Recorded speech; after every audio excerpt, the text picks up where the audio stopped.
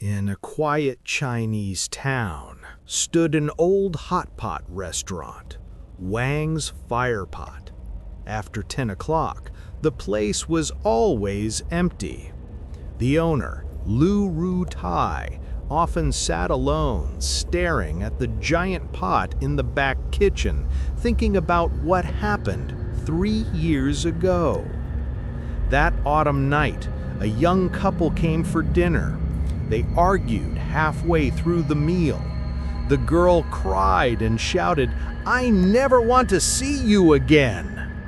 She ran toward the door, and within seconds, a delivery truck hit her right outside. Her body fell in front of the restaurant. Her shoe stuck to the door frame. For 3 days, no matter how hard they cleaned, the blood stain would not come off. Since that night, strange things began.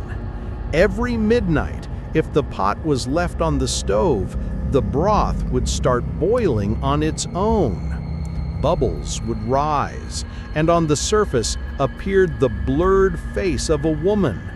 Her lips moved slowly, whispering one word: "Spicy."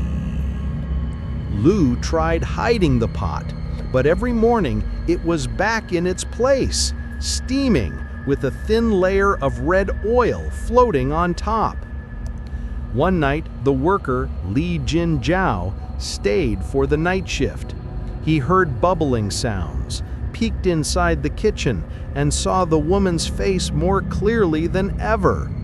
Her lips moved faster, as if trying to speak. He reached to turn off the fire, but suddenly a pale hand burst out of the broth. Fingernails painted a faded pink. It grabbed a slice of tripe and pushed it into an unseen mouth. The broth sizzled as drops fell onto the stove. Li ran out screaming. The next morning, the spilled soup had turned dark red, sliding across the floor like fresh blood until it disappeared near the door.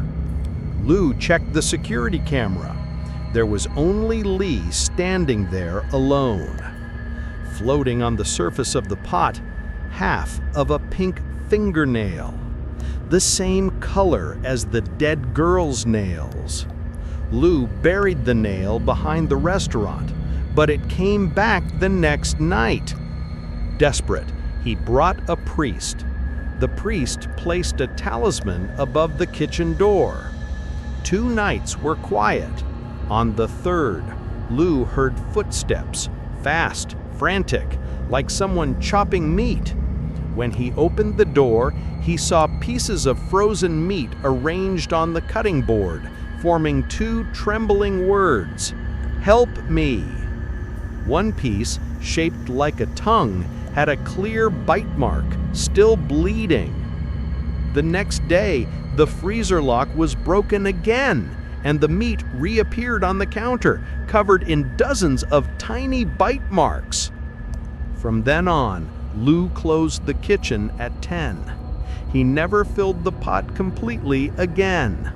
But neighbors said that late at night, they could still see a faint light in the kitchen, and inside the pot, the face of a woman. Eyes closed, lips red, smiling at the soup.